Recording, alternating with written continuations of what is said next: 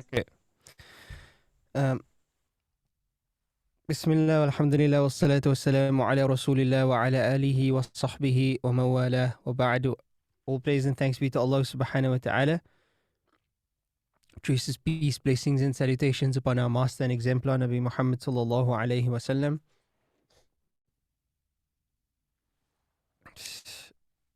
Excuse me, I just got a bit of the sniffles here.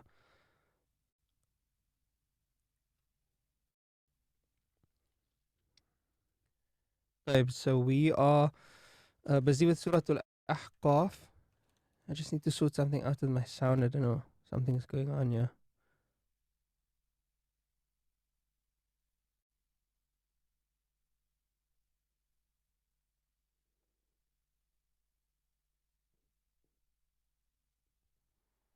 We're busy sorting out Surah Al-Ahqaf. We did the first part with regards to um, the parents. The second part with regards to the parents comes today, and that verse starts at 17. Verse number 17. أعوذ بالله من الشيطان الرجيم بسم الله الرحمن الرحيم والذي قال لوالديه أف لكما. From that point onwards. So just to recap, the first part,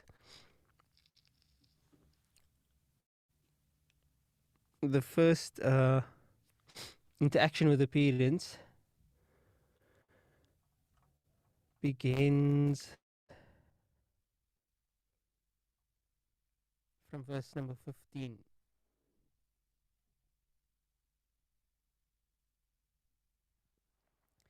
ووصينا الإنسان بوالديه إحسانا حملته أمه كرها ووضعته كرها وحمله وفصاله 30 شهرا حتى إذا بلغ أشده وبلغ 40 سنة. I hope everybody remembers this discussion. It is about how to treat one's parents and why the mother carries, the child with much difficulty and delivers him or her with much difficulty. Then the complete pregnancy, the period of gestation, and the period of weaning is 30 months. And then Allah speaks about when they reach maturity, and we spoke about how that's either puberty or it's referring to the fact that the person is at full maturity when they are 40. And the dua that one makes at the age of 40, not because 40 is, bidabt, like exactly at that number, but because that's more or less when one reaches full adulthood. And then the dua, which we analyzed and looked at from various perspectives last week. And then specifically Allah saying, we must make dua that we can treat our parents well and that our relationships with our progeny is good as well. And then the repentance aspect. And then now it stopped at 15. And then 16 speaks about what they get, like what the outcome is, what the reward is for that.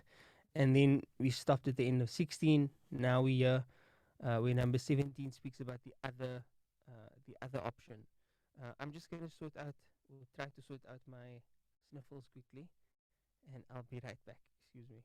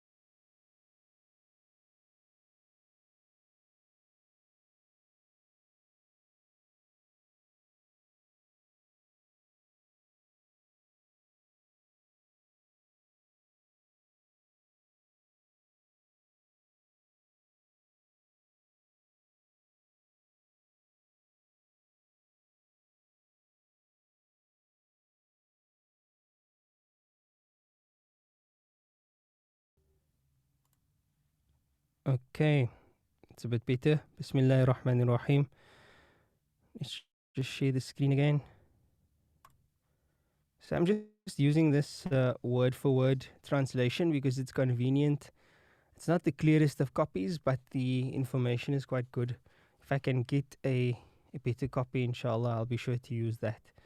So this is generally the manhaj of the Quran. We have the outcome of those who do good, and we have the outcome of those who do evil juxtaposed. We also, it's not just about the outcome, but even the impetus, the motivation, the mannerism of those who do good and those who do evil are usually juxtaposed in the Quran. And this is simply so that we can have an understanding of how our behavior should be. Right? You could call this behavior modification. How does the Quran persuade us to follow its laws? By way of targhib and tarhib, by way of encouraging the good and dissuading from the evil. And it does so to various degrees of strength. Here, in verse number 17, we have a case where Allah subhanahu wa ta'ala says, وَالَّذِي قَالَ لِوَالِدَيْهِ أُفِّ لَكُمَا.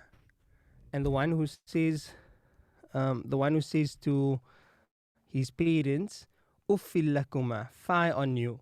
It's a way of translating this, but I think by now you should know that uff is basically a word of irritation, an expression of disgust or expression of irritation.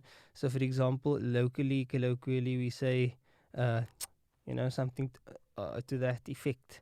But in different places in the world, it would be different expressions. So the person who says to his parents some word of irritation, and then ata'idanini, do you threaten me? Right? Ata'idanini is a bit of a complex nahu sort of thing happening there because he's speaking to both parents. So it's wa'ada is the original word. Wa'ada, ya'idu, and then you get ta'idu, ta'idani, ta'iduna. So ta'idu, ta'idu would be do you threaten, ata'idani, do you two threaten, and then ata'idani ni, do you two threaten me. So that's basically what's happening with that word there, but the original word is wa'ada. And ukhraja, do you threaten me that I shall be brought out, meaning from the grave. You can see here in the translation, ukhraj, that I am ousted or dislodged, brought out, produced, etc. from the grave. So this is basically parents telling a child or telling one of the offspring. It doesn't necessarily have to be a child, it could be an adult, to believe. And then this person says, no, are you basically threatening me that there's going to be a year after and I'm going to be punished and so on? And ukhraja, that I'll be brought out. وَقَدْ خَلَتْ, when indeed had passed by. Al-Qurunu, the generations, min qabli, from before me. So here you have a child being obstinate in the face of the parents, and the child saying, is this threat from you? Wahuma, and the two of them, meaning the father and the mother, yastaghithanillah, they are praying to Allah subhanahu wa ta'ala for help. Waylak, they say to the child of these, Waylak, woe unto you. Wail, as you know, as in like wailul likulli humaza. Wail is a word of some form of a curse, a form of negative expression. Woe unto you. What's wrong with you? Waylak. And then amin. Amin is the imperative form of the verb. I'm going to go over the Arabic now in a moment. Believe. Inna wa'adallahi haqq. Indeed, the promise of Allah Ta'ala is true. Fayaqul, and then he says, Ma hadha, this is nothing but, illa, except asatirul awwaleen, legends of the ancients. Now I'm gonna ask you to just try and think of an example where you can see this happening in our day, like today. Do you see this as something that's still relevant? Do you see this as something that still takes place, and in what form? I want you to think of an example quickly. I'm gonna take a sip of coffee and I'm gonna blow my nose, and hopefully that's gonna help me to breathe better because I'm struggling here at the moment. But just think about an example, because I've got an example that I personally came into contact with of something like this, and I'd like to raise awareness about this thing because it's quite scary. Okay, so I'd like you to think of an example, and I'll be with you in a moment.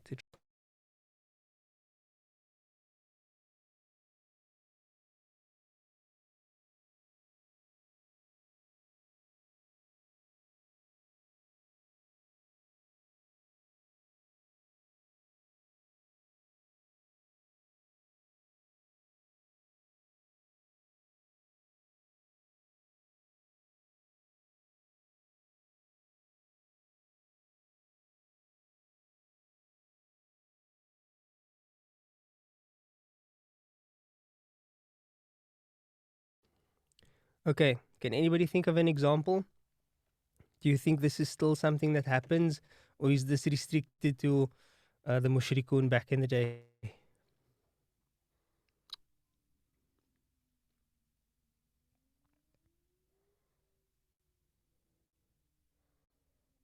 Are you all with me?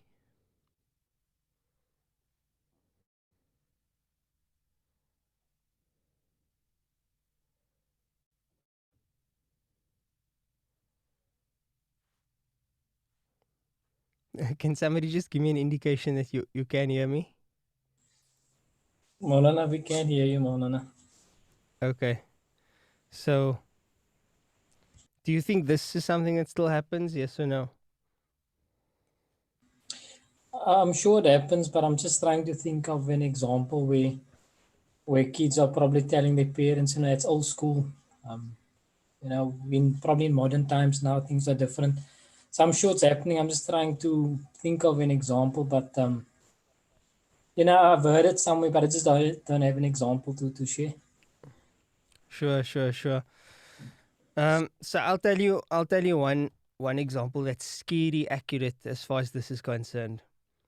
Um, a father came to see me while I was at Discover Islam. Actually, I need to speak to his son. His son at the time was 16 years old, and his son has basically renounced Islam. So I was shocked. I'm thinking, 16 years old and he renounced Islam. Like, what is there to renounce at 16 years old? Like, what do you even know at 16 years old that would make you feel like you need to renounce Islam? Now, people usually leave Islam uh, for a handful of reasons. There's not like 1,000 reasons why people leave Islam. Some of them are, oppression, where a person has been oppressed or abused or whatever the case may be by Muslims and by his parents and so on. So they leave Islam. Another reason is um, neglect of knowledge. This by parents, by the parents, it just get watered down over the generations. So eventually, the children are left with the Muslim name, but they really know nothing about Islam. If you ask them, are you Muslim? They'll say they're Muslim. They don't know the first thing about Salah. They probably don't even know the Shahada properly, etc. So that's another sort of leaving Islam, but that's not really leaving Islam per se as much as it is just being neglectful about Islam. One of the third big reasons is when somebody becomes infatuated with the dunya and they want to feel comfortable with their dunyawi lifestyle, with their sinful lifestyle. They want to drink, they want to party, but they don't want to. They kind of don't want to deal with the hypocrisy of it all. Where I'm Muslim, but I'm doing these things, so they leave Islam. These are some of the more common reasons. Far less common is when someone goes through a journey, an intellectual journey, and basically decides that for some intellectual, logical reason, Islam is not compatible. That hardly ever happens. It can happen. It's usually the easiest one to tackle, but it can happen when misguidance takes place. I want to tell you about this kid who at this time already had changed his name, like changed it publicly on his Facebook profile and everything, from a Muslim name to to a non-Muslim. Now, I don't want to mention any of the real names or so on because I don't want to, you may know the people and that would be bad. So,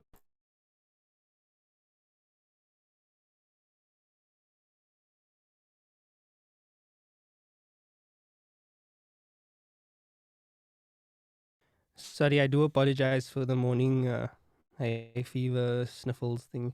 Uh, it's probably very irritating, so do give me maaf for that. But I'll do my best to keep it together, inshallah.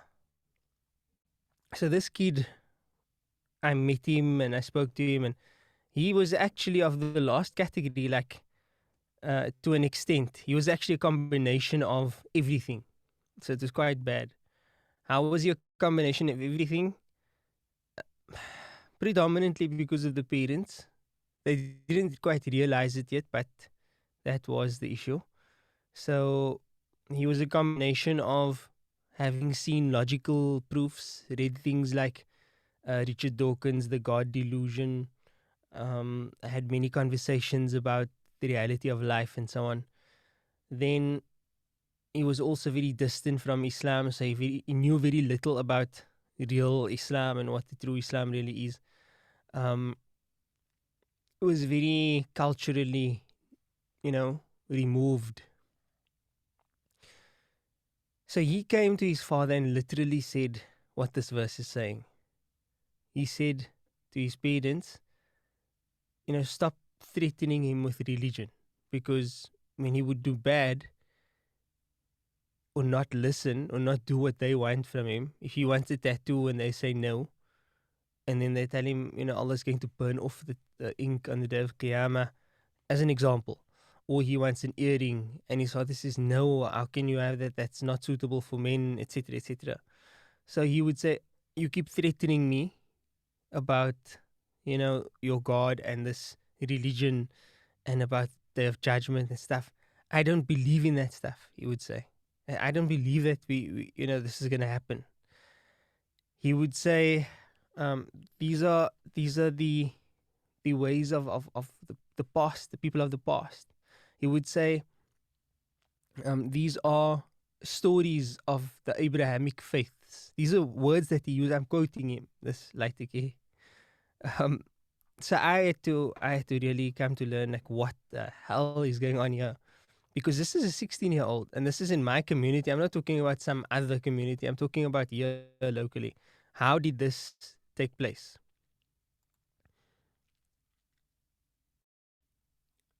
So let's analyze how it took place. Step number one. Step number one. The parents, they wanted the best for their child. That's how it started. The parents, they wanted the best for their child. And they were a bit misguided as far as what the best for their child entails. Like many other parents, the idea of what the best is for their child was to send them to a really good school. And like many other people, the idea of a really good school is a formal Model C school. And the environments, they tend to generally be very liberal. So number one, it's a predominantly white school. It's predominantly secular, so they don't really have any religious influence in these schools anymore. It's not even Christian. It's like a religious, like very much secular. I've heard of schools locally who now have like co-ed bathrooms, and I don't know if that's what you call it, but then you have also like male bathrooms, female bathrooms, and like LGBTQ type of bathrooms, like transsexual bathrooms. That's also what's taking place in some schools. But the culture is different. Okay, they allow you to be whatever you want to be and express yourself in whatever way, which sounds all good and well, but not if you didn't buy into that, right? And you don't know about that. So they send him to a quote unquote white school. He gets a good secular education, but at the same time, he gets a lot of other influences. Now, all of this is fine. You can still do really well, in this sense, It's not like you go to a school of this nature and automatically you're going to be misguided. That's not the case. I know of many people who have gone to such schools and received amazing educations, and at the same time, because of the parents, they still managed to have a really good Islamic upbringing. The problem here is that these parents didn't know what they were in for.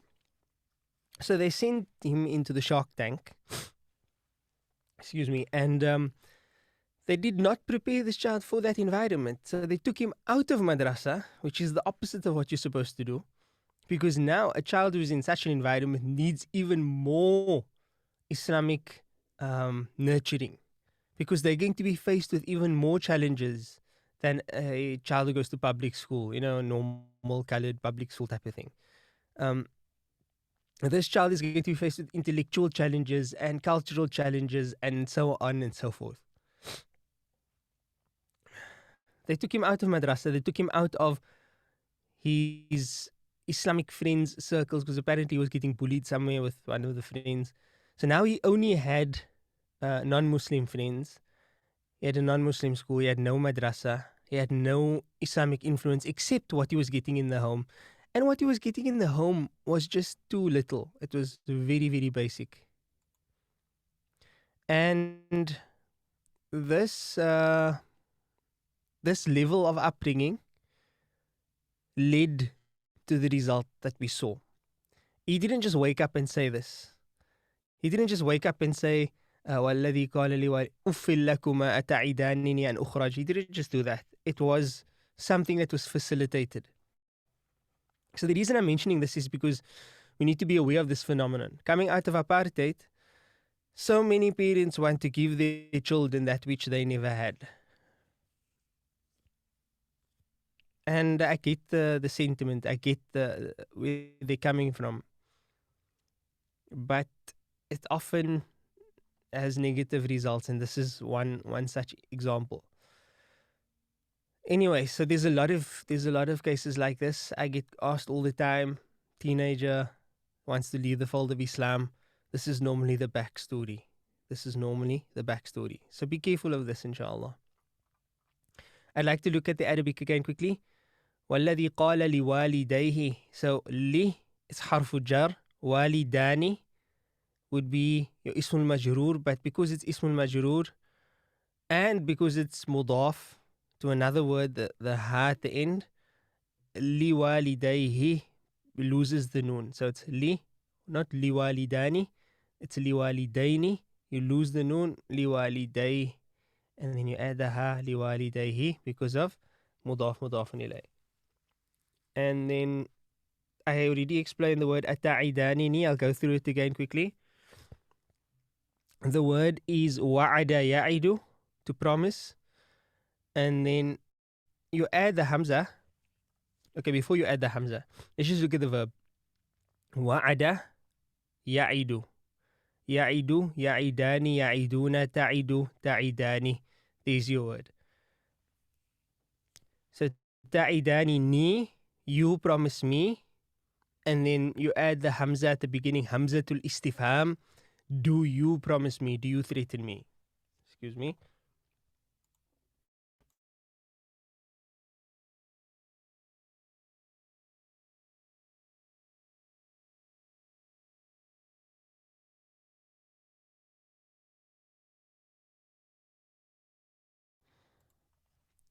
Okay. An ukhraja, kharaja yakhruju, khurija, yukhraju. Yukhraju. That's the normal form of the verb. And then you have akhraja yukhriju, which is on the fourth bab. Which one is this? The normal form of the verb is kharaja yakhruju. Khurija yukhraju. That's your normal form of the verb, your sarf saghir scales. Then there's the fourth bab, akhraja yukhriju. So which form of the verb is this one on? Ukhraja. 4. Number 4, that's correct. This is the majhul on the fourth bab. It's easy to become confused, which is why I threw that out altogether, so you can see if you can tell the difference. وَقَدْ خَلَتْ. Okay, that's pretty simple, straightforward. خلت القرون من قبلي وهما يستغيثان الله. استغاث يستغيث. It's pretty simple, straightforward. يستغيث يستغيثان يستغيثون. Your your alif al-ithnain there indicates that it's both the parents, and we've already spoken about them, so that just goes back to the parents. Waylak, waylaka amin. Amin is an interesting one because you don't normally see this in the command form. It's amana, amana yu'minu from iman, amana, and then this is your amr form of the verb, amin. Waylaka amin, believe. Normally you see ya ayyuhalladhina amanu, so amanu, but amin or aminu, you see that form, aminu, but this is a single. Why is this singular? Because the two parents are speaking to the child, and he's of course just one person. Inna wa'dallahi haqqun. This is a nice construction to look at the ism of inna and the khabar of inna. So who wants to analyze this expression here for me? Inna wa'dallahi haqqun.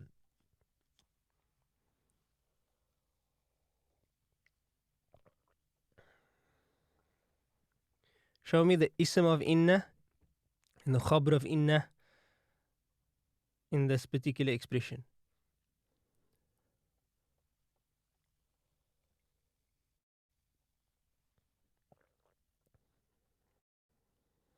Is ismu inna and Allah is khabar. Okay, try again. You got the first one, the first part right.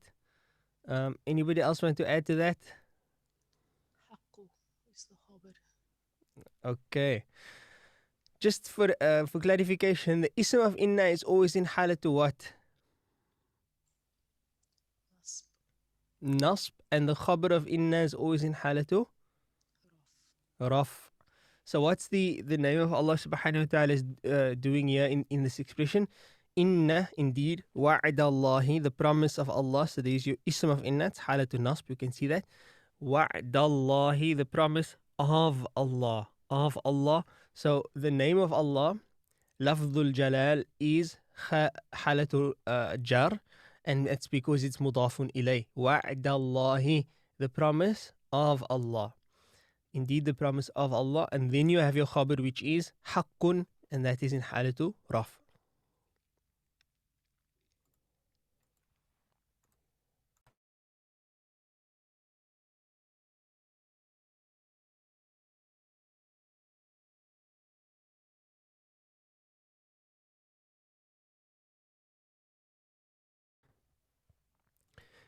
I keep on muting my sound and video so that I can just blow my nose. Otherwise, it's going to be really horrible if I do that on camera and with sound. So, excuse me for that. Inna wa'adallahi haqqun. Indeed, the promise of Allah is true. That's a very nice construction to learn your ism of inna and your khabar of inna. فَيَقُولُ مَا هَذَا إِلَّا أَسَاطِيرُ الْأَوَّلِينَ. مَا هَذَا إِلَّا. This is, ma hadha in this case would be your ma nafiya. So ma hadha illa, ma nafiya, this is not, illa except, this is not except. Asatirul awwaleen. Who wants to analyze this expression for me? Asatirul awwaleen. Asatir means stories, fables, legends, etc. Al-awwaleen, meaning of the awwal tate. You know, like in Cape Town we say, people speak about the awwal tate, the early days, right? So this is the same type of expression, asatirul awwaleen, legends of the ancients. What type of construction is this, asatirul awwaleen?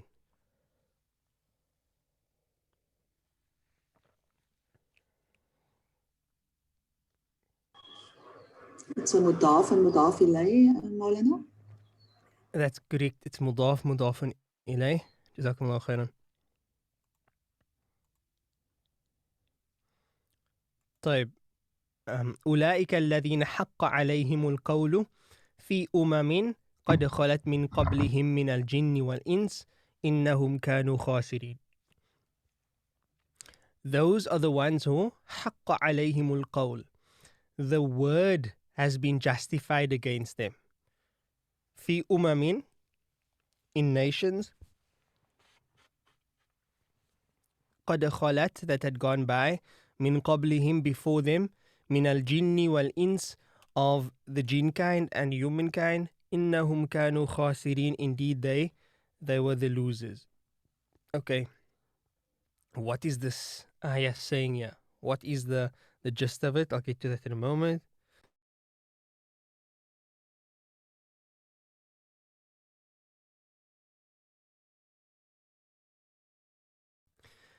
Have you seen this expression before that says حق عليهم القول or something similar? حق عليهم القول. The word has become sort of justified on them. I have, but I can't remember where. Okay, Is that's it one. Surah Yasin? I don't remember. It comes a lot. It's not just once. It comes quite a lot. But does anyone recall having seen this before and learned some sort of explanation about this before?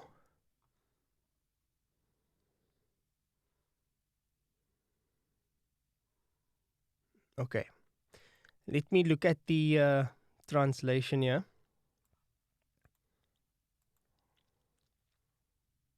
Yeah, okay. Sabira says she has come across it. The word decree of punishment. So that's basically what it comes down to, yes. It's an expression that repeats itself quite a bit in the Quran. I actually want to do a deeper look at this expression itself, but this is what it comes down to. So if you look at the side here, number 6, because of his persistence in unbelief and sinning, haqqa, he or it became true, correct, due, right, incumbent. That is the sentence of punishment.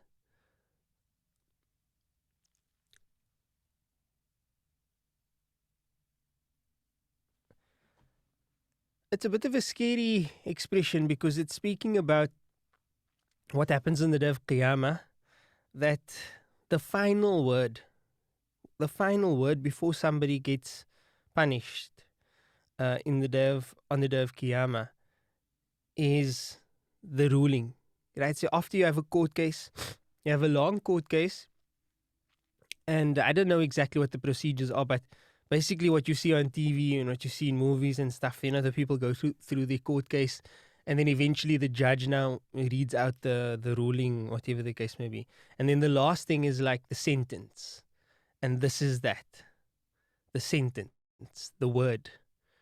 And the word of punishment is the ultimate sentencing. It's like, what do you do after that? After Allah Ta'ala had given the decree.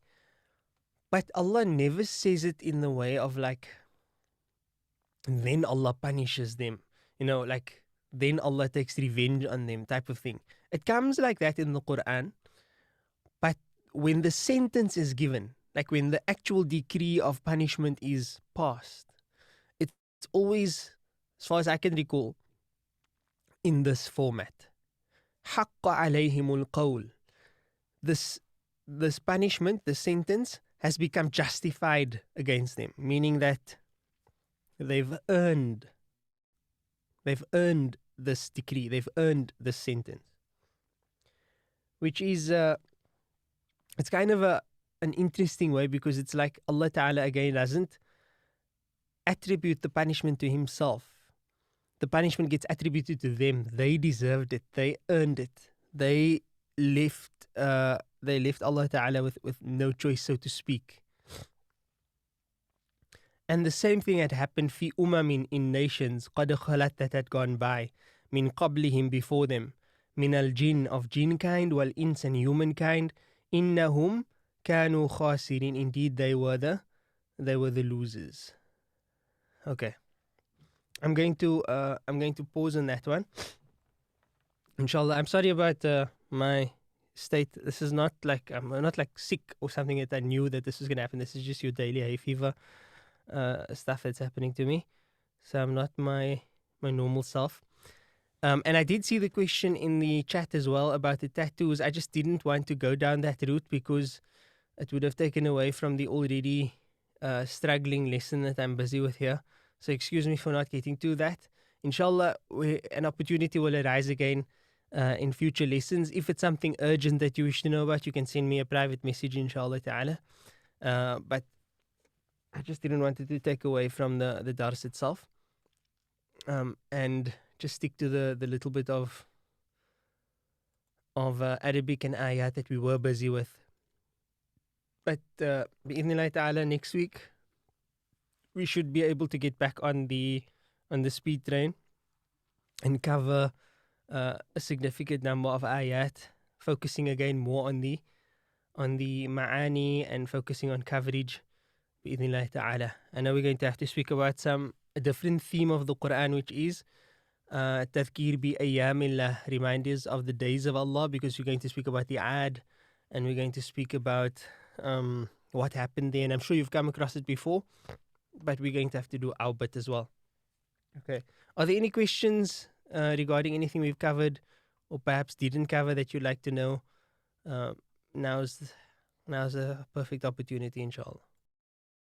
Sheikh, may I just ask about Illa Asatirul Awwaleen, not be in jar because it is mudaf ilayh construction. I'm not following you. Let me just go to the ayah so I can see what we're talking about here. ما هذا إلا أساطير الأولين. So what is not in jar? Just explain it again. Asatirul Awwaleen, is that mudaf ilayh construction? Then should it not be in hal jar? Good question. So the word asatir is your asatir is your legends, your stories, your stories of old. And then the mudaf ilayh construction is asatiru mudaf, al-awwalin mudafun ilayh. So what hal is al-awwalin in? That's a question.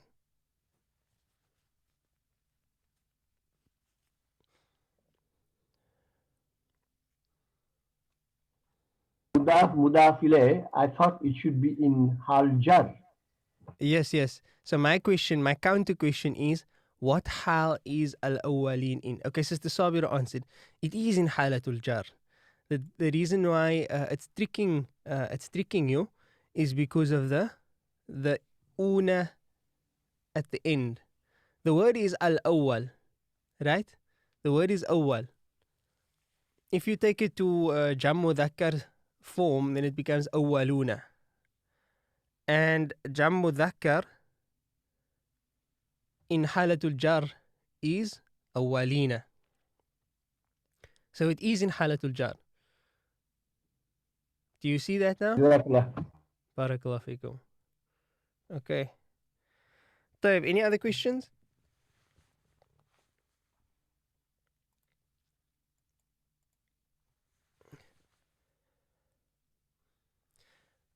Asatir is in Raf because, okay, yeah, the word asatir is not going to be as simple as saying it's in the khabar. It's going to be a bit more complicated. There's a reason for that, and the reason for that is the illa, right? Now the rules of the illa is a bit too complicated. In fact, I've never actually bothered to teach the illa in a formal sense before. There's always like the shortcut that I use. I'm not going to do it right now because I don't want to confuse you. But what you said is fine. So halatu raf, yes, and khabar is fine as far as analysis is concerned. But it's slightly different because of the illa. Slightly different. This particular form here means that your analysis of saying it's khabar is perfectly fine. Okay. طيب, until next week, inshallah. Again, apologies for the sniffles. وصلى الله على سيدنا محمد. سبحان الله وبحمده سبحانك اللهم وبحمدك نشهد أن لا إله إلا أنت نستغفرك ونتوب إليك. السلام عليكم ورحمة الله وبركاته.